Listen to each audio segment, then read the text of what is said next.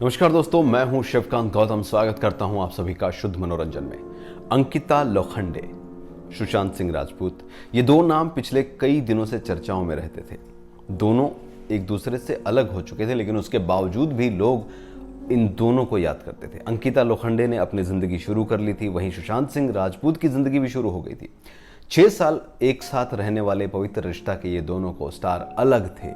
इसके बावजूद भी लोग ये कयास लगा रहे थे कि अंकिता की एंगेजमेंट हुई, उसके बाद सुशांत सिंह ने ये कदम उठाया, जो कि गलत है। दरअसल अंकिता से अलग होने के बाद सुशांत सिंह राजपूत का नाम राबता के दौरान कृति सेनन से भी जुड़ा था और कुछ दिन तक जुड़ा भी रहा था। उसके बाद उनका नाम रिया चक्रवर्ती के साथ भी जुड़ा हुआ था। पिछले साल रिया चक्रवर्ती के साथ वो छुट्टियां भी मना कर आए थे। अब बड़ी खबर ये आ रही है, टाइम्स ऑफ इंडिया में ये खबर छपी है कि रिया चक्रवर्ती क्वारंटाइन टाइम यानी कि जो लॉकडाउन था उस दौरान सुशांत सिंह राजपूत के साथ ही रह रही थी। और उन्होंने ये भी कहा है कि मरने से ठीक पहले, कुछ दिन पहले ही, जैसे ही मुंबई में ये लॉकडाउन की छूट मिली थी, रिया चक्रवर्ती वहां से चली गई थी। रिया चक्रवर्ती को लेकर ये बात भी सामने आ रही है कि क्या उन्हें ये सब पता था? जी नहीं, उन्हें सुशांत की डेथ की खबर भी बहुत देर से पता चली थी। उनकी लेटेस्ट इंस्टाग्राम पोस्ट से ये पता चलता है कि उनको पता ही नहीं था कि सुशांत अब इस दुनिया में नहीं है।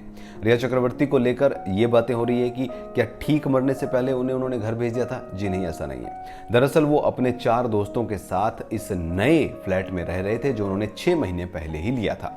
ये फ्लैट उन्होंने 4,51,000 रुपए में किराए पर लिया था। ये डुप्लेक्स था। इसमें ऊपर के माले पर ये खुद रहते थे, जहां पर इनका बेडरूम था, जहां पर इन्होंने टेलीस्कोप भी लगा रखा था, जहां पर इनकी लाइब्रेरी भी थी। नीचे एक डायरेक्टर भी रहते थे, आर्ट डायरेक्टर, और इनका एक हेड सर्वेंट भी इनके साथ ही रह रहा था।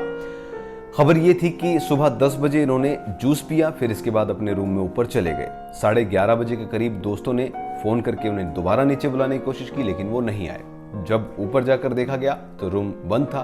फिर रूम खोलने की कोशिश की गई, नहीं खुला। ताले वाले को बुलाया गया और फिर सुशांत सिंह की डेड बॉडी को नीचे उतारा गया। इन सब खबरों के बीच में ये बहुत बड़ी खबर आ रही।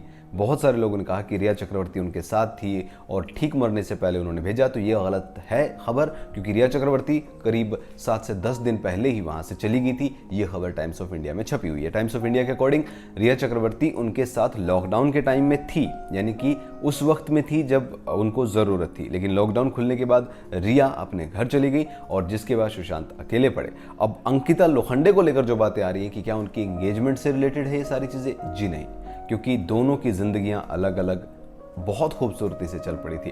बहुत ज़्यादा परेशान थे अपनी फिल्मों को लेकर। उनकी कई फिल्में जो आखिरी की थी वो चल नहीं पाई थी, लोग उन्हें भूलना शुरू कर चुके थे।